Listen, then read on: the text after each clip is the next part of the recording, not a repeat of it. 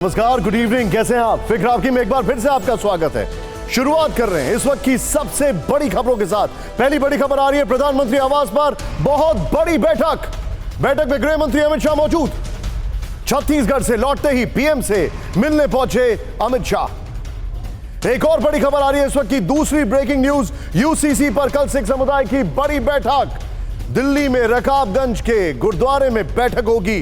Meeting में कई बड़े फैसले होने की उम्मीद है। एक और खबर जो इस वक्त हमारे सामने आ रही है, breaking news number 3। Ajit Pawar ने एनसीपी मुंबई अध्यक्ष नियुक्त किया। क्या उनको नियुक्त किया है? उन्होंने नरेंद्र राणे को पार्टी का मुंबई अध्यक्ष बनाया गया है। अजीत पवार ने राणे को नियुक्ति पत्र सौंपकर बधाई भी दे दी है। और चौथी ब्रेकिंग न्यूज, राहुल गांधी दिल्ली में शरद पवार से मिले। 10 मिनट तक दोनों नेताओं की मुलाकात हुई, बस 10 मिनट। राहुल ने शरद पवार को साथ देने का भरोसा दिया। एक और बड़ी खबर, मणिपुर में इंफाल में महिला की हत्या। हमलावरों ने गोली मारकर हत्या कर दी। स्कूल के बाहर महिला को मारी गई गोली। इस वक्त एक सबसे बड़ी जो खबर आ रही है वो ये है कि कल से चलेगी गोरखपुर लखनऊ वंदे भारत एक्सप्रेस। प्रधानमंत्री मोदी दिखाएंगे वंदे भारत को हरी झंडी। गोरखपुर स्टेशन के पूर्ण विकास की नींव भी रखेंगे। एक और बड़ी खबर आ रही है, जम्मू कश्मीर में ऑपरेशन ऑल आउट का असर हो गया है। इस साल अब तक 27 आतंकी ढेर कर दिए गए हैं। घाटी में आतंकी घटनाओं में भारी कमी है।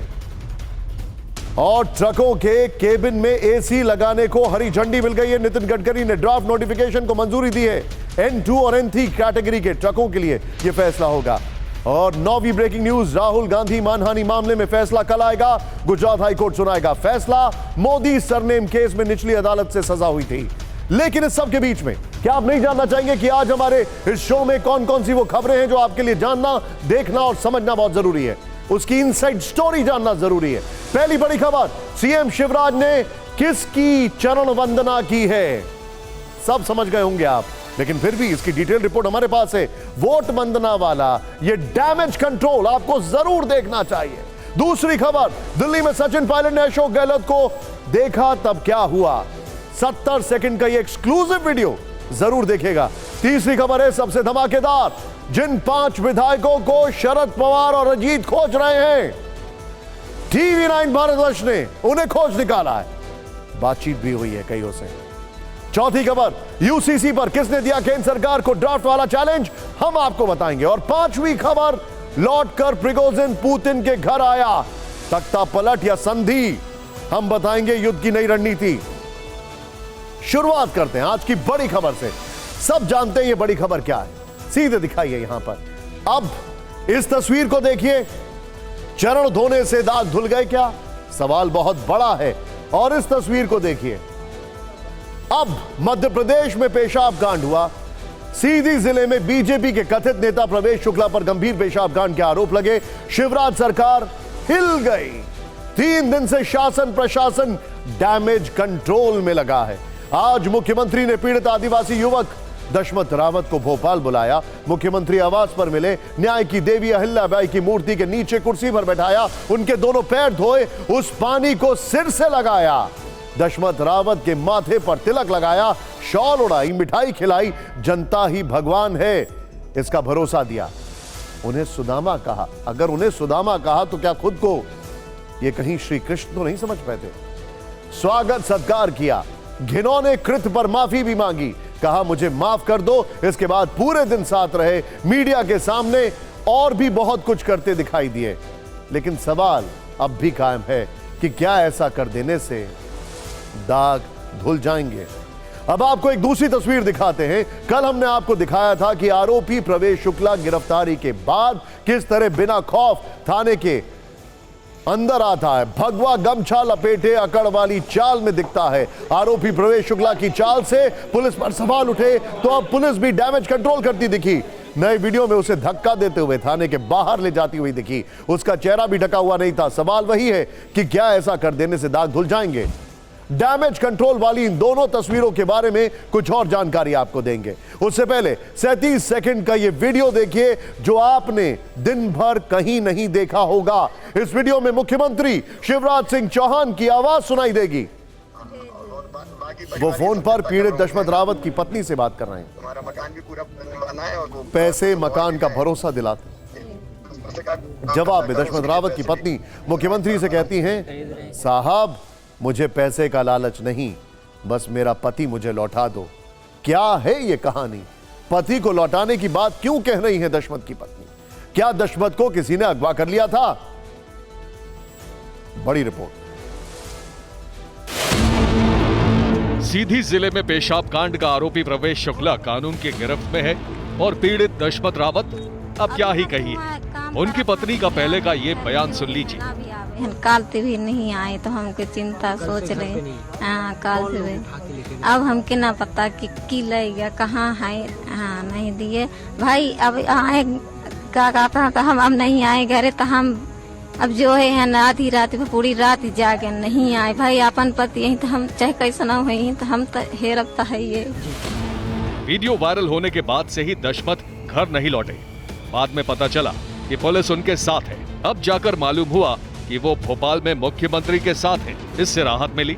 सीएम ने खुद फोन पर बात की, लेकिन 37 सेकंड की ये बातचीत भी वायरल हो गई।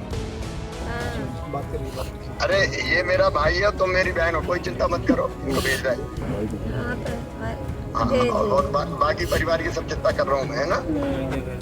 तुम्हारा मकान भी पूरा बनवाना है और वो कुछ और भी मैं का काम धंधा करो, उसके लिए पैसे भी करवा रहा हूँ ताकि पैसा हमका नहीं, पहले आदमी आमा हमारे पास। सुना आपने, न पैसा चाहिए न मकान चाहिए, बस 2 दिन से लापता पति चाहिए। ये तो जा रहे हैं, अभी भेज रहे हैं। पैसा के हमका लालच ही नहीं है। इनको भेज रहा हूँ मैं। ओके। सरकार खुद फोन पर थे, डैमेज कंट्रोल में जुटे थे, लेकिन गरीब को लालच नहीं आया। रुंधे गले से बस पति याद आया। पत्नी ने कहा कि उसे घर और पैसा नहीं बल्कि उसका पति, उसका आदमी चाहिए। यही बात उसने केदार शुक्ला से भी गई। तो कुल मिलाकर इसे लेकर सवाल खड़े हो रहे हैं कि आखिरकार किस तरह से पुलिस ने दशमत को सारी दुनिया से छुपाकर पुलिस गाड़ी में बिठाकर सीएम हाउस लेकर आए और किसी को कानो कान खबर भी नहीं लगी। बात अगर भोपाल की जाए तो यहाँ पर भी कब दशमत रावत को लाया गया, कब उसकी मुलाकात हुई, कब वो सीएम हाउस से वापस सीधी के लिए रवाना हुआ, सीधी के लिए ही रवाना हुआ या कहीं और रवाना हुआ, इस बात की भी किसी को जानकारी नहीं है। कैमरा पर्सन मुकेश के साथ शुभम गुप्ता, TV9 भारतवर्ष, भोपाल। आज से कई साल पहले एक फिल्म आई थी पीपली लाइव, जिसमें मीडिया को लेकर तंज किए गए थे, याद होगा आपको। लेकिन जब मुख्यमंत्री खुद ही पीपली लाइव जैसी चीजें करने लगे तो फिर आप क्या कहेंगे? सम्मान देना अलग बात है, लेकिन इस तरीके से दिखाना उसको दाग गहरे हैं, यह एहसास खुद मुख्यमंत्री शिवराज सिंह चौहान को भी है। इसीलिए भोपाल में दिन भर पीड़ित दशमत रावत की आवभगत में लगे रहे। मान मनोबल का दौर चलता रहा, कैमरे के सामने साथ में खाना खाया, लेकिन विरोधी इसे पॉलिटिकल ड्रामा करार दे रहे हैं।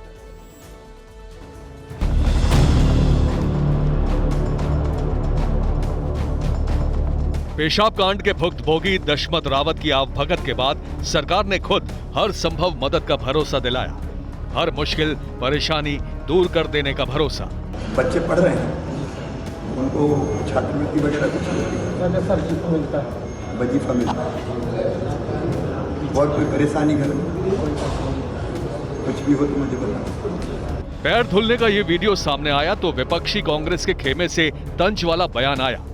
दाग कैसे धुलेंगे, ये सवाल उठाया। जो नाटक नौटंकी है ये कुछ लोगों को संतुष्ट कर सकती है, लेकिन आदिवासियों के मन, मस्तिष्क और उनके सम्मान पर जो दाग लगा है वो नहीं धुल सकता। उधर भोपाल में दशमत को पूजे जाने की कहानी आगे बढ़ती रही। माथे पर तिलक लगाने के बाद शिवराज ने साथ में पौधा लगाया, फिर अपने निवास ले गए, साथ में दोपहर का खाना खाया। यहाँ भी बातचीत करते रहे। भगवान कहा, सुदामा कहा, मकान बनवा देने का वादा किया। घर पे खेती बाड़ी नहीं है, जो मकान है वो पुश्तैनी है। पूरा बन गया कि नहीं बना? पूरा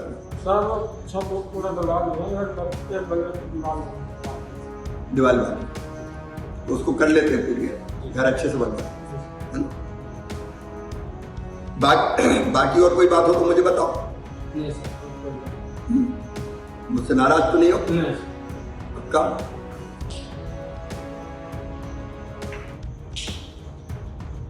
इस घटना ने मुझे बहुत दुखी किया, इसलिए तुम मेरे लिए तो सुदामा हो। गरीब ही भगवान का रूप है।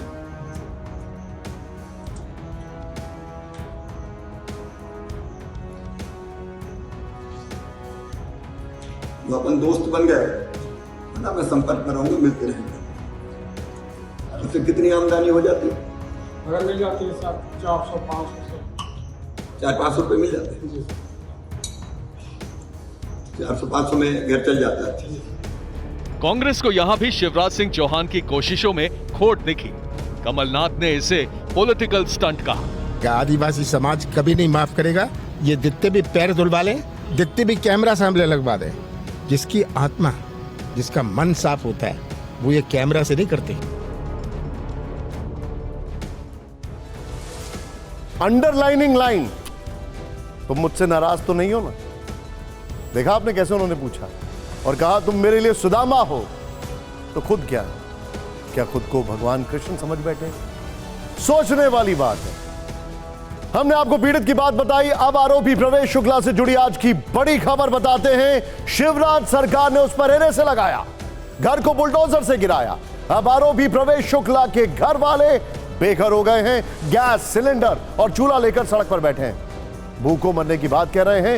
यह दर्द दिखाने से पहले एक सवाल है, जो अपराध हुआ वो माफी के लायक नहीं है, लेकिन क्या यह राष्ट्रीय सुरक्षा से जुड़ा मसला है जिसके कारण एने से लगा दिया जाए?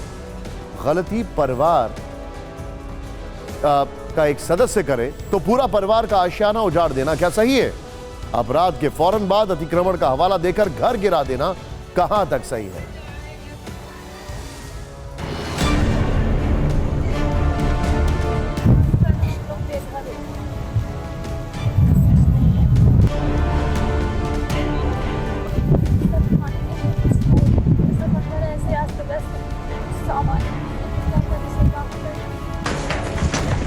अपराध एक ने किया, सजा पूरे घर को दी गई। कानून एक ने तोड़ा तो बुलडोजर लगाकर पूरा घर तोड़ दिया। पत्नी का कहना है कि यह घर भी उनके पति प्रवेश शुक्ला के नाम से नहीं था, लेकिन पुलिस का अत्याचार सबको भोगना पड़ा।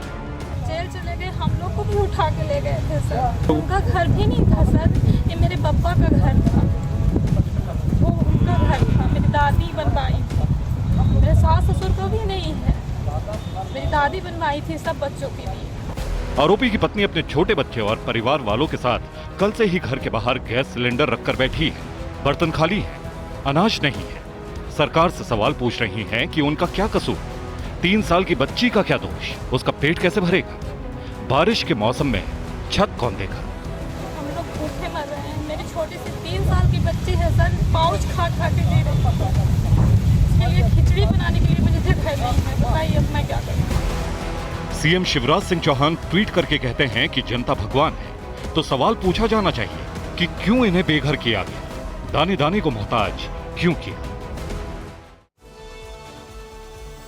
वैसे अगर बात आदिवासियों की हो रही है तो श्योपुर से एक तस्वीर आई थी जिसमें महिला अपने पति के इलाज के लिए गर्मी में, अभी 1-2 महीना पहले गर्मी में चप्पल नहीं होने की वजह से पॉलिथिन बांध के सड़क पर चल रही थी। किसी को कुछ फर्क पड़ा उससे? पड़ना चाहिए।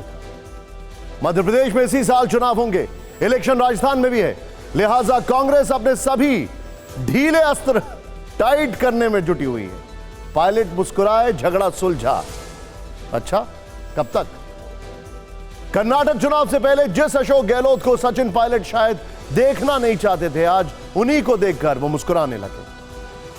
दिल्ली में राजस्थान संकट पर कांग्रेस की 4 घंटे तक बैठक हुई। दावा किया गया कि राजस्थान का झगड़ा यहां सुलझ गया, लेकिन मीटिंग के अंदर का पायलट का ये 70 सेकंड का वीडियो देखा क्या आपने?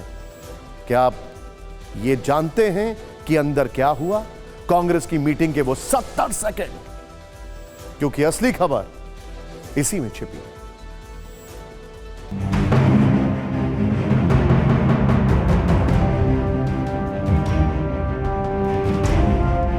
अशोक गहलोत से विवाद पर जारी बैठक में अचानक सचिन पायलट का खिलखिलाकर हंसना बहुत कुछ कह गया।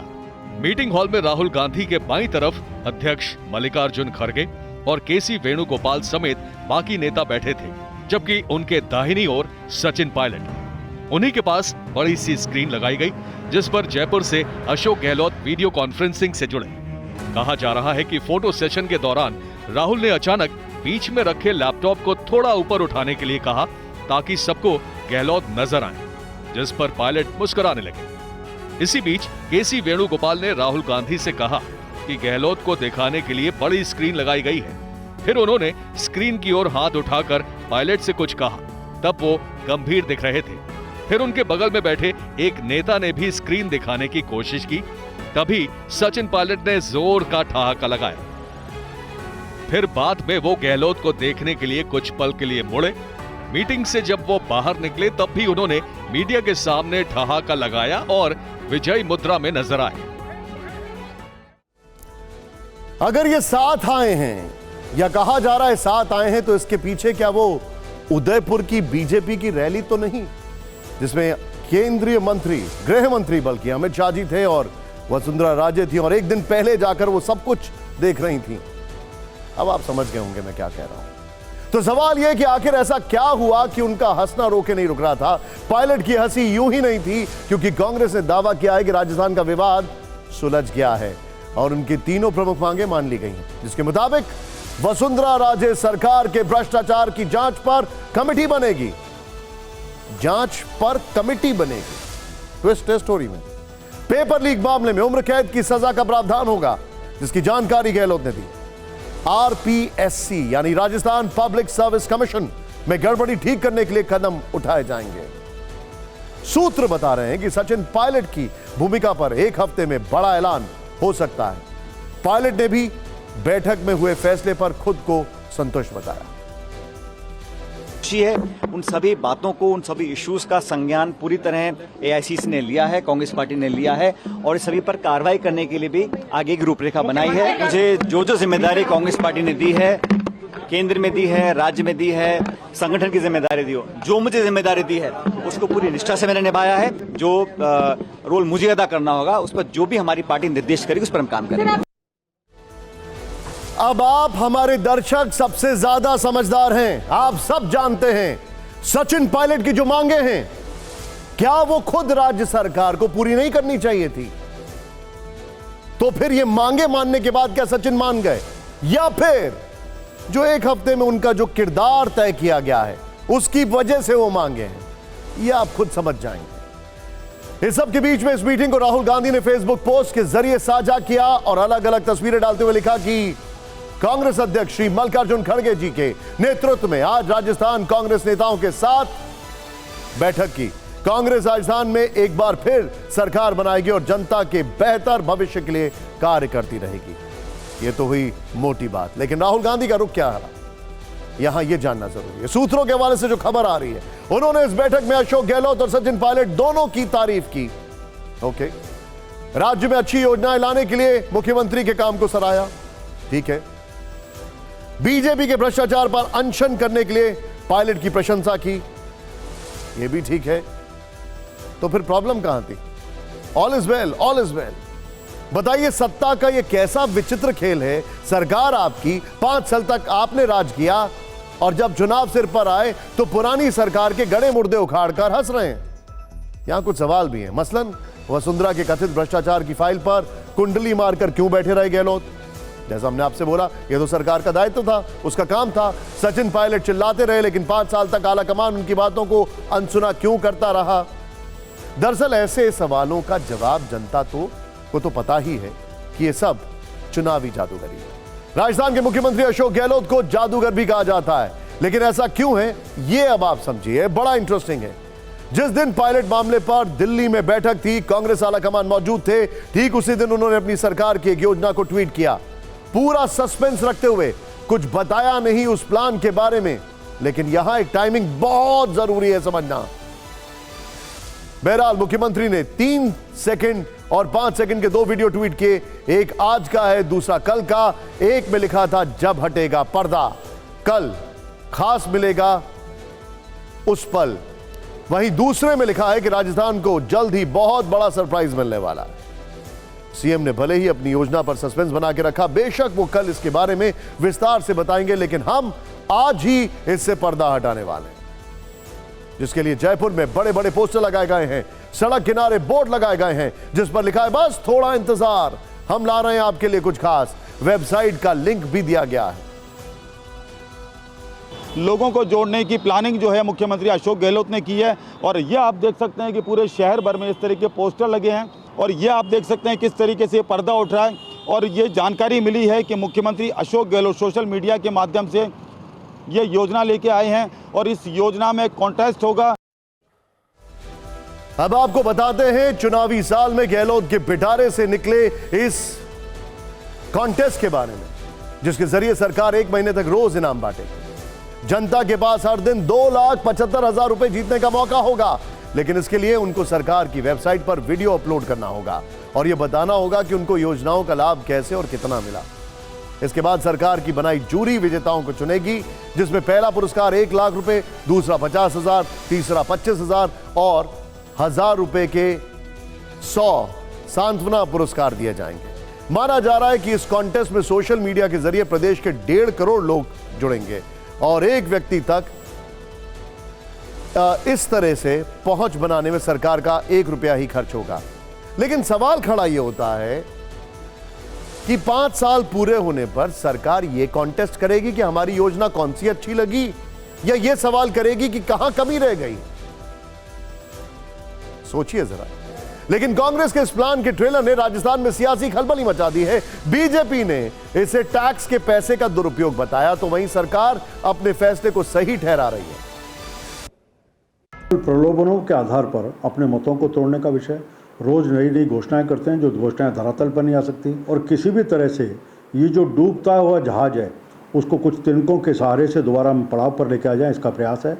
भारतीय जनता पार्टी के नेताओं से तो ये पूछे कि बेटी बचाओ बेटी पढ़ाओ के जो बजट का 79% पैसा पेट्रोल पंप से लेकर पार्लियामेंट तक प्रधानमंत्री जी की मुस्कान करती हुई एक फोटो लगाने में कर देते हैं, एक व्यक्ति की टीआरपी बनाने में लगा देते हैं।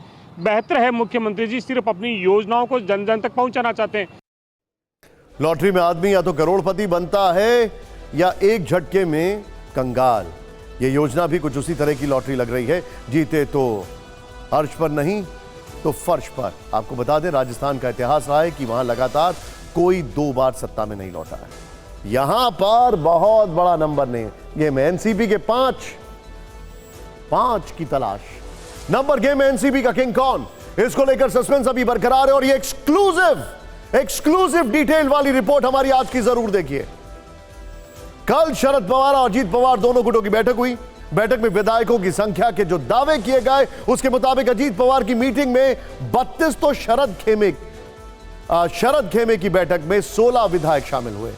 इनमें 5 विधायक ऐसे भी थे जो दोनों तरफ से गैर हाजिर रहे। ये वो विधायक हैं जो अजीत पवार का खेल बिगाड़ सकते हैं। ये 5 विधायक कौन हैं, कहां हैं, इसकी खबर ना तो अजीत पवार को है ना शरद पवार को, लेकिन TV9 भारतवर्ष का 5 विधायकों के बारे में एक डिटेल्ड एनालिसिस है। हम बताएंगे कि वो किसकी तरफ है। हमारी टीम ने पता लगाने की आज पूरी कोशिश की है।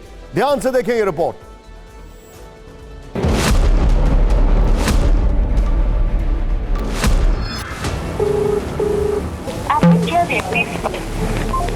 सर जी नमस्कार, राजीव सिंह बोल रहा हूँ TV9 भारतवर्ष से। एनसीपी के 5 विधायक कहां हैं? सरोज अहीरे MLA देवलाली, दौलत Daroda MLA Shahpur, Atul Vallabh Benke MLA Junnar, Chandrakant Navghare MLA Basmat, Ashutosh काले MLA कोपरगांव। TV9 भारतवर्ष की टीम ने इन 5 एनसीपी विधायकों की तलाश शुरू की। सबसे पहले हमारे संवाददाता राजीव सिंह ने देवलाली सीट से विधायक सरोज अहीरे को फोन मिलाया।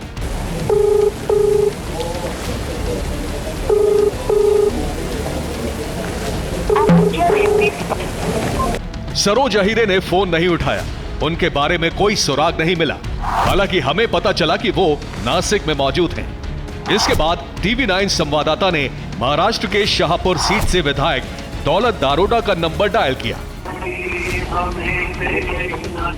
दौलत दारोडा ने पहली बार में फोन नहीं उठाया। हमने दोबारा कॉल किया तो उन्होंने फोन उठा लिया और बात शुरू हुई। सर जी नमस्कार, राजीव सिंह बोल रहा हूँ TV9 भारतवर्ष से। हाँ बोलिए जी सर, ये जानना था कि आप मुंबई में हैं क्या? जी नहीं। अच्छा सर, कल जो एनसीपी की दोनों पक्ष की बैठक थी, दोनों खेमे की, आप अवेलेबल नहीं थे, कोई खास वजह सर आप अवेलेबल नहीं थे? दोनों ही पक्ष, मतलब ना अजित पवार साहब की तरफ ना शरद पवार साहब ने। मैं बीमार था, वृद्धा संघ में था। अच्छा, तो आप क्या कहीं हॉस्पिटलाइज है? बस इसके बाद विधायक दौलत दारोड़ा ने फोन काट दिया, खुद के बीमार होने का हवाला दिया। बात पूरी नहीं हुई थी, इसलिए हमने दोबारा फोन लगाया, लेकिन एनसीपी विधायक दौलत दारोड़ा ने फिर फोन नहीं उठाया। 5 विधायकों में से अब तक हमने 2 के संपर्क कर लिया था, एक ने फोन ही नहीं उठाया, दूसरे ने कहा कि वो बीमार हैं, इसीलिए एनसीपी की किसी बैठक में नहीं पहुंचे। अब 3 और विधायकों की बारी थी। TV9 संवाददाता राजीव सिंह ने अब विधायक अतुल बेनके को फोन लगाया, ये जानने के लिए कि क्या वो अजीत पवार के साथ हैं या फिर शरद पवार के साथ।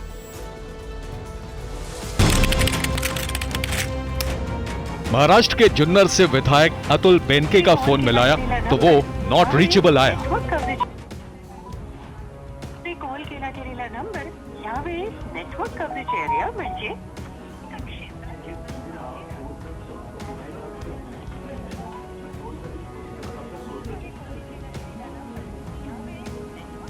एरिया म्हणजे संपर्क क्षेत्राच्या बाहेर आहे।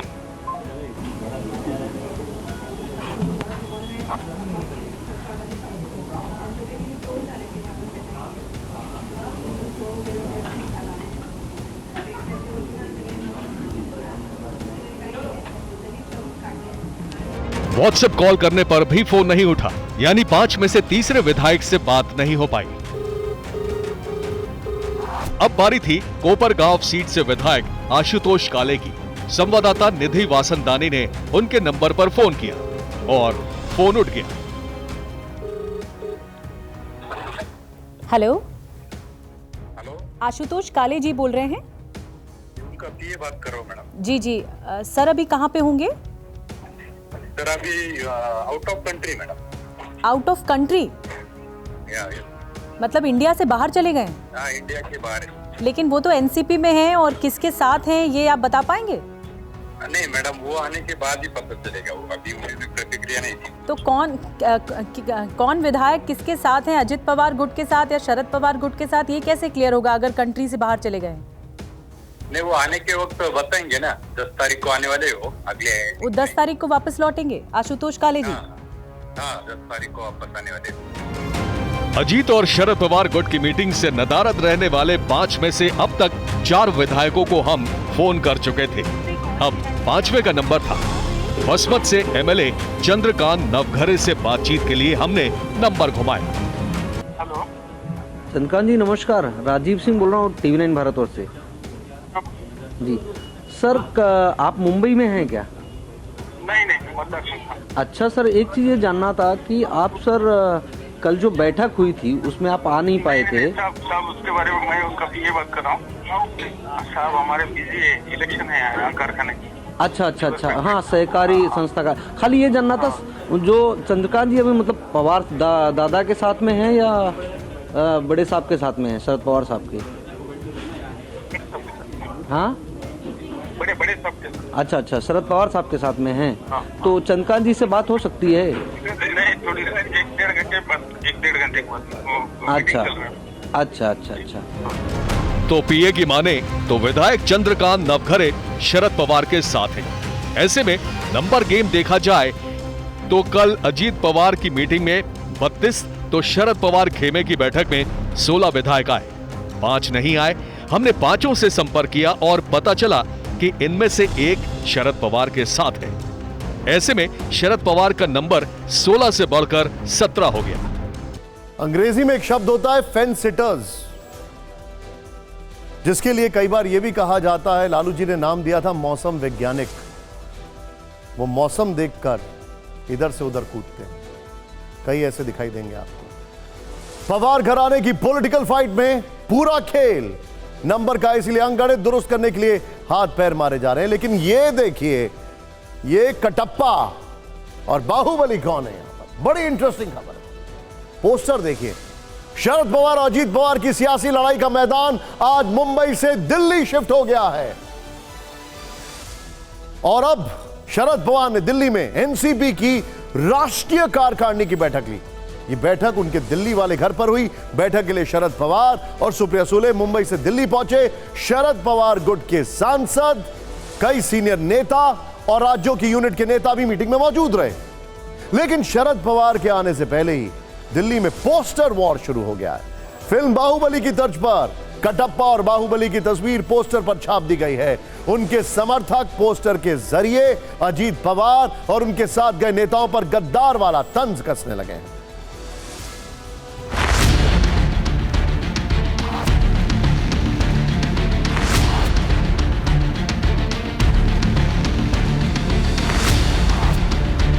शरद पवार के दिल्ली पहुंचने से पहले उनके 6 जनपद रोड वाले घर पर बाहुबली और कटप्पा के पोस्टर लगा दिए गए। सबसे ज्यादा चर्चा इस पोस्टर की हुई जिस पर बोल्ड अक्षरों में लिखा है गद्दार। शरद पवार के घर के बाहर इस तरह का एक होर्डिंग लगाया गया है। राष्ट्रवादी विद्यार्थी कांग्रेस के पोस्टर पर 2 तस्वीरें भी हैं जिसमें एक आदमी दूसरे आदमी की पीठ पर खंजर घोंप रहा है। सवाल उठा कि ये दोनों तस्वीरें किसकी हैं? जिसकी पीठ पर खंजर है वो तस्वीर शायद पवार से मेल खाती है, लेकिन तलवार से वार कौन कर रहा है, वो अजीत पवार हैं या प्रफुल्ल पटेल? इसे लेकर तरह तरह की चर्चाएं हो रही हैं।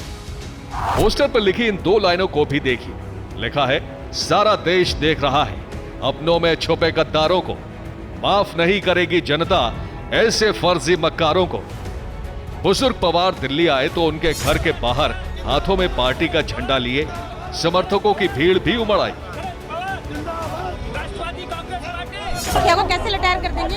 जिसने पार्टी बनाई है सबको खड़ा करा है। हम यही चाहते हैं कि हमारे नेता जो हैं शरद पवार जी, उन्हीं के साथ हम खड़े हैं और वही हमारे नेता रहेंगे। शरद पवार के समर्थकों ने आज उन पोस्टरों को हटा दिया जिन पर अजीत पवार और प्रफुल्ल पटेल की तस्वीरें लगी थी। पुराने पोस्टरों की जगह इस तरह के नए पोस्टरों ने ले ली। इस पोस्टर पर लिखा है, सच और झूठ की लड़ाई में पूरा देश शरद पवार के साथ है। पोस्टर पर धोखेबाजी का जिक्र भी है। लिखा है, भारत का इतिहास है कि इसने धोखा देने वालों को कभी माफ नहीं किया।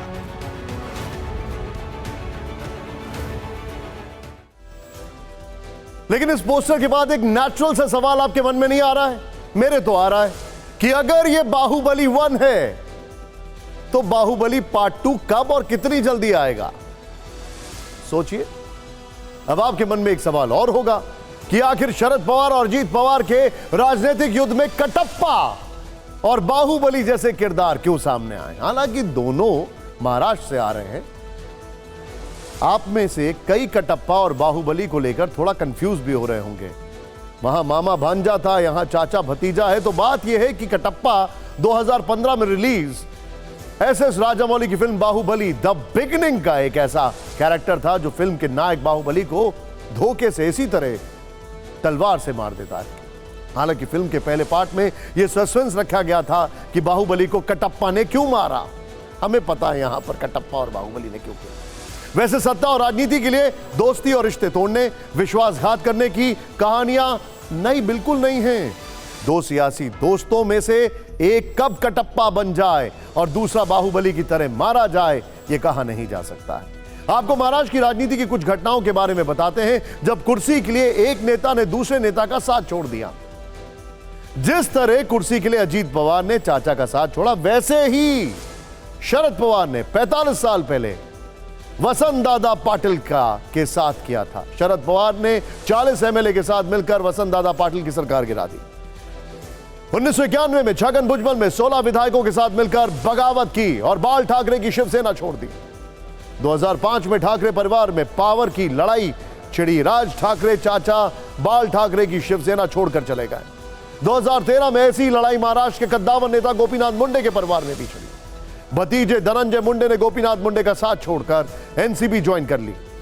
पिछले साल जून में शिवसेना में बड़ी दरार पड़ी। एकनाथ शिंदे 40 विधायकों के साथ उद्धव ठाकरे का साथ छोड़ गए। सोचिए जरा, इस वक्त शरद पवार के सामने सबसे बड़ी चुनौती पार्टी बचाने की है। इस कवायद में आज उन्होंने एनसीपी की राष्ट्रीय कार्यकारिणी की बैठक बुलाई थी। कल नंबर गेम में पिछड़ने के बाद शरद पवार को राष्ट्रीय कार्यकारिणी के मेंबर से उम्मीद थी। मीटिंग में सांसद और राष्ट्रीय कार्यकारिणी के 18 बड़े नेता शामिल हुए। मीटिंग खत्म होने के बाद एनसीपी शरद गुट के नेता पीसी चाको ने दावा किया कि पार्टी की सभी 27 राज्य कमेटी शरद पवार के साथ है। पीसी चाको ने कहा कि एक भी राज्य यूनिट ने यह नहीं कहा है कि वो शरद पवार के साथ नहीं है। आज की मीटिंग में शरद पवार गुट ने 8 प्रस्ताव पारित किए हैं।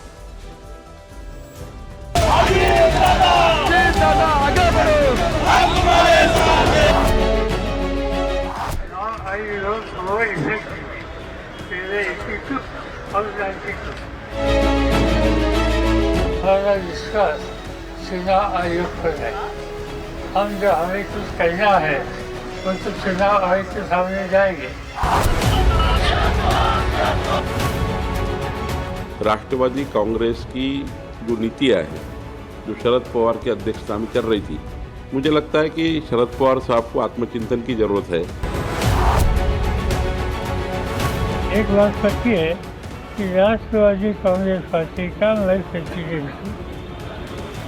दूसरा किसी ने अपने नाम पर स्टेटमेंट दे दिया, कुछ बात कही, वो बात कह सकते हैं, इसमें कोई इम्पोर्टेंस नहीं, कोई सच्चाई नहीं।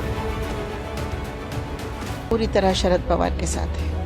आप लोग क्या चाहते हैं बेसिकली? हम ये चाहते हैं कि शरद पवार जी के पीछे हम सब रहें और हम लोग जनता में जाएं और जनता की लड़ाई लड़ें। तो आप लोग को पूरा भरोसा है? पूरा भरोसा है।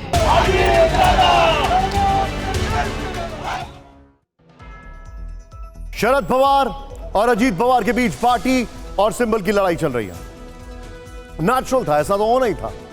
ऐसी खबरें भी लगातार आ रही हैं कि अजीत गुट के सरकार में शामिल होने के बाद से शिवसेना शिंदे गुट के विधायकों में असंतोष है।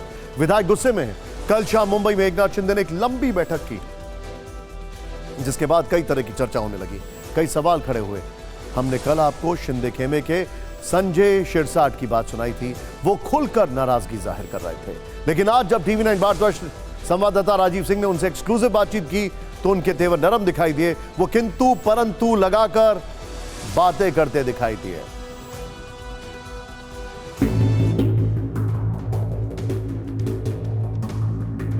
टीवी 9 भारतवर्ष ने शिंदे गुट के विधायक संजय शिरसाट से सीधा सवाल पूछा था, क्या एकनाथ शिंदे गुट के विधायक नाराज हैं? तो विधायकों में कुछ ना कुछ असंतोष तो है ना। बहुत सारी बातें हो रही, बात यूं ही नहीं होती है। जब कुछ ना कुछ होता है तब तो बात उठती है। देखियो, होना लाजमी नहीं है क्या? होता है। मतलब मान रहे हैं आपकी कुछ तो? नहीं, होता है। शिरसाट ने माना कि अजित पवार खेमे के विधायकों को मंत्री बनाने से शिंदे खेमे में बेचैनी बढ़ी। नाराज विधायकों ने बुधवार शाम एकनाथ शिंदे के साथ बैठक में मुद्दा उठाया। शिंदे साहब ने हमारी कल बैठक ली। बैठक में उन्होंने सब सिचुएशन बताई, ऐसा ऐसा ऐसा है, इसलिए अपन ऐसा किए, तुम चिंता मत करो, तुमको कोई कमी नहीं पड़ेगी। हालांकि खबर आई कि नाराजगी के बाद मुख्यमंत्री एकनाथ शिंदे और डिप्टी सीएम देवेंद्र फडणवीस ने एक फॉर्मूला तैयार किया है, जिसके तहत मंत्रियों के 14 खाली पदों को भरा जाएगा। इसी के बाद शिंदे खेमे के विधायकों के तेवर कुछ ढीले पड़े। देखो, आप नाराजगी का बवाल बना रहे हो, उसको हवा दे रहे हो। कोई तीसरा गुट जब सहभागी होता है सत्ते में, तो जाहिर सी बात है उनको कुछ न कुछ सत्ते में सहभाग करना चाहिए। कल शाम की मीटिंग के बाद अटकलें ये भी लगी कि मुख्यमंत्री बदला जा सकता है। टीवी 9 भारतवर्ष ने ये सवाल शिरसाट से भी पूछा। बहुत सारी चर्चा थी कि सीएम बदल जाएंगे, फिर क्या होगा आप लोगों का? ये सब रूमर्स है। मैं आपको दावे के साथ कहता हूं, सीएम नहीं बदलेंगे। सीएम की बदलने की कोई भी संभावना नहीं। संजय शिरसाट बोले तो बोलते चले गए। उन्होंने शिवसेना की टूट और अजित पवार के पार्टी तोड़ने पर भी अंदर की बात बता दी। भतीजे से जंग के बाद आज शरद पवार पहली बार दिल्ली में थे। राष्ट्रीय कार्यकारिणी की मीटिंग के बाद शरद पवार की कांग्रेस नेता राहुल गांधी से मुलाकात भी हुई। राहुल गांधी शरद पवार के घर गए, दोनों नेताओं के बीच 10 मिनट मुलाकात चली। राहुल ने शरद पवार को भरोसा दिया कि कांग्रेस उनके साथ है। इस मुलाकात के बाद शरद पवार बेटी सुप्रिया सुले के साथ मुंबई लौट गए। अब बात करते हैं उस कानून की जिस पर पूरे देश में चर्चा है। आज यूनिफॉर्म सिविल कोड यानी समान नागरिकता संहिता को लेकर दो बड़ी बातें और दो बड़ी खबर सामने आई है। पहली खबर यह है कि सरकार ने यूसीसी की दिशा में पहला गंभीर कदम उठा दिया है और दूसरी खबर मुस्लिम पर्सनल लॉ बोर्ड ने यूसीसी पर अपना ड्राफ्ट लॉ कमीशन को भेज दिया है। लेकिन पहले बात मोदी सरकार के बड़े कदम की करते हैं। सरकार ने यूसीसी पर एक जीओएम का गठन किया है। इस अनौपचारिक जीओएम में 4 मंत्रियों को रखा गया है। पूर्व कानून मंत्री किरण रिजिजू इस जीओएम की अध्यक्षता करेंगे। ग्रुप ऑफ मिनिस्टर्स में मौजूदा कानून मंत्री अर्जुन राम मेघवाल को भी रखा गया है। इनके अलावा स्मृति ईरानी और जी किशन रेड्डी को भी जीओएम में रखा गया है। यूनिफॉर्म सिविल कोड पर बनाए गए जीओएम की पहली बैठक बुधवार को हुई। जीओएम में शामिल मंत्रियों ने नॉर्थ ईस्ट के कुछ मुख्यमंत्रियों से यूसीसी पर चर्चा की। पर सवाल यह है कि सरकार ने जीओएम क्यों बनाया, इसका क्या काम होगा। ग्रुप ऑफ मिनिस्टर्स यानी जीओएम यूसीसी से जुड़े अलग अलग मुद्दों पर विचार विमर्श करेगा, मतलब अलग अलग पर्सपेक्टिव्स को समझने की कोशिश करेगा। आदिवासियों से जुड़े मुद्दे पर किरण रिजिजू विचार करेंगे। महिला अधिकारों से जुड़े मुद्दे पर स्मृति ईरानी वो इस पर विचार करेंगे। पूर्वोत्तर राज्यों से जुड़े मुद्दे पर जी किशन रेड्डी वो विचार करेंगे और कानूनी पहलुओं पर कानून मंत्री अर्जुन राम मेघवाल विचार करेंगे। सरकार ने जीओएम बनाकर संकेत दे दिया है कि वो यूनिफॉर्म सिविल कोड लागू करने की तैयारी में है। इसको लेकर सीरियस है, हवाई बातें नहीं हो रही हैं। इसीलिए जैसे ही जीओएम के गठन की खबर आई, इस पर राजनीति शुरू हो गई। मुस्लिम धर्मगुरुओं के साथ साथ विपक्षी दल भी सवाल उठाने लगा कि बरसों से जो एक तरीक़ा चला आ रहा है, तमाम कम्युनिटीज़ को जो आज़ादी चली आ रही, जो मजहबी आज़ादी दी गई है और इस रिलीजियस फ्रीडम को एक फंडामेंटल राइट कॉन्स्टिट्यूशन ही ने करार दिया है, वो किसी से भी न छीना जाए और इस बात को भी सबको जहनों में रखना है। अपने आप में ये लोग वो बात कह रहे हैं, ऐसे लगता है जैसे अकेला हिंदुस्तान एक कुछ यहाँ पे इस्लाम या मुसलमान वो कुछ विशेष, वो जैसे पूरी दुनिया से अलग है। अरे भाई पूरी दुनिया में इस कानून में संशोधन हुआ है। लेकिन अगर किसी मजहब में आजादी ही बंदिशों के दायरे में हो तो क्या उसे आजादी कहेंगे? सोचने वाली बात है। यूनिफॉर्म सिविल कोड का सबसे ज्यादा विरोध मुस्लिम संगठन कर रहे हैं। All India Muslim personal law board के 2 दिन की बैठक के बाद यूसीसी पर आपत्तियों का ड्राफ्ट विधि आयोग को सौंप दिया गया है। पहले कहा गया था इसको जरा डिले करिए, ये करिए, वो करिए, लेकिन अब उनका भी ड्राफ्ट तैयार है। इस ड्राफ्ट में क्या बातें लिखी गई हैं आपको बताते हैं, ध्यान से देखिए। मुस्लिम पर्सनल लॉ बोर्ड का कहना है कि यूसीसी मुस्लिम शरीयत के तहत नहीं है, इसीलिए मुसलमान पर्सनल लॉ के किसी तरह का बदलाव मंजूर नहीं करेंगे। बोर्ड ने ड्राफ्ट में कहा है कि मुसलमान कुरान और शरीयत से चलते हैं। संविधान के आर्टिकल 25 और 26 सभी को अपने अपने धर्म के नियमों का पालन करने की इजाजत देता है। भारत की एकता और विविधता को बनाए रखने के लिए मुसलमानों को अपने धर्म के कानून पर चलने की इजाजत दी जाए। मुस्लिम पर्सनल लॉ बोर्ड ने ड्राफ्ट में आदिवासी सहित सभी धर्मों के पर्सनल लॉ का भी हवाला दिया है। बोर्ड ने कहा है कि पारिवारिक कानून का विश्लेषण हो सकता है, लेकिन धार्मिक कानूनों में हस्तक्षेप सही नहीं है। अब सवाल यह है कि आप कॉन्स्टिट्यूशन को मान रहे हैं या फिर अपने पुराने रूल्स और रेगुलेशन को। लेकिन इस सब के बीच में अब फिक्र आसमानी आफत की करते हैं जिसने कई राज्यों को पानी पानी कर दिया है। तस्वीरें बहुत खराब हैं, जिससे महंगाई की चौतरफा मार पड़ी है। ध्यान से देखिएगा, यह खबर बहुत जरूरी है आपके लिए समझना।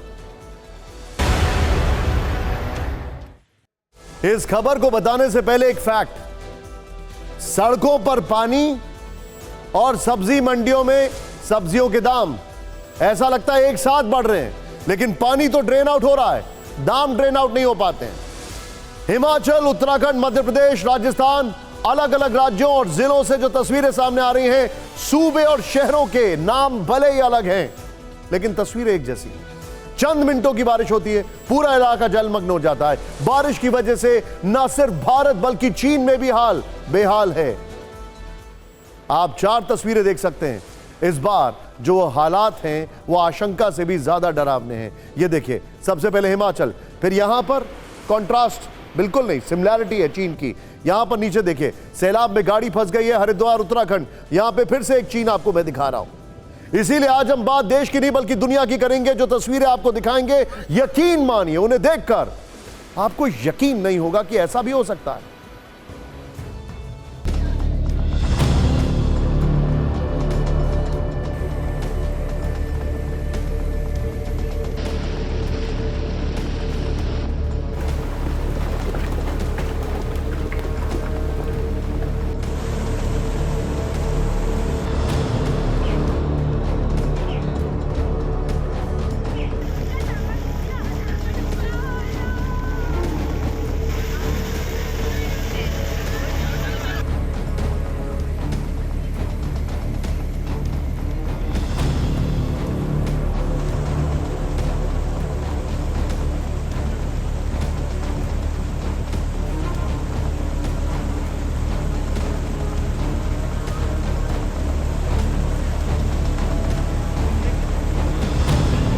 देश और दुनिया का क्या हाल है, टॉप 9 में देखते हैं। इस वक्त की बड़ी खबर आपको दिखा रहे हैं। बीजेपी ने 2024 की चुनावी तैयारियों को तेज कर दिया है। एनडीए के विस्तार के लिए 18 जुलाई को होगी बैठक। अकाली दल से सुखबीर सिंह बादल, एलजेपी से चिराग पासवान और टीडीपी से चंद्रबाबू नायडू हो सकते हैं शामिल। इंटरेस्टिंग खबर है। दूसरी खबर, पीएम मोदी अगले 2 दिनों में 4 राज्यों का करेंगे दौरा। छत्तीसगढ़, उत्तर प्रदेश, तेलंगाना और गुजरात जाएंगे। पीएम मोदी गोरखपुर के गीता प्रेस के शताब्दी वर्ष समारोह कार्यक्रम में भी हिस्सा लेंगे। तीसरी खबर, किरण रिजिजू की अगुवाई में यूसीसी पर वरिष्ठ मंत्रियों के ग्रुप का गठन। जीओएम रिजिजू के अलावा इसमें स्मृति ईरानी जी, जी किशन रेड्डी जी और अर्जुन राम मेघवाल जी भी शामिल हैं। एक और बड़ी खबर, जमानत के लिए सुप्रीम कोर्ट पहुंचे मनीष सिसोदिया। हाईकोर्ट के फैसले के खिलाफ दायर की याचिका। शराब घोटाले से जुड़े मामले में सिसोदिया की गिरफ्तारी फरवरी में हुई थी। एक और बड़ी खबर, शिवपुरी में पुलिस का एक्शन। 2 युवकों से शर्मनाक व्यवहार करने वालों पर घर पर चला बुलडोजर। 6 लोग गिरफ्तार। युवकों को गंदगी खिलाने और कालिक पोतकर जुलूस निकालने का आरोप। पंचायत चुनाव से पहले पश्चिम बंगाल के मुर्शिदाबाद में बम फटने से एक की मौत। घर में बनाया जा रहा था बम। वहीं बीरभूम में बीजेपी ब्लॉक प्रेसिडेंट दिलीप महारा की हत्या। बीजेपी ने टीएमसी पर आरोप लगाया है। दिल्ली के रोनी इलाके में एनकाउंटर। कॉन्ट्रैक्ट किलर कामिल गिरफ्तार। बदमाश पर 12 से ज्यादा मामले। पिस्तौल बरामद, पूछताछ जारी। चंद्रयान 3 की लॉन्चिंग की तारीख तय हो गई। 14 जुलाई को दोपहर 2:35 पर स्पेसशिप लॉन्च होगा। श्रीहरिकोटा के सतीश धवन स्पेस सेंटर से बनेगा इतिहास, इसरो ने दी जानकारी। मणिपुर के इंफाल वेस्ट में स्कूल के बाहर महिला की हत्या, गोली मारी गई। एक दिन पहले ही खोले गए 8वीं तक के स्कूल। इंटरनेट सर्विस पर बैन 5 दिन बढ़ चुका है।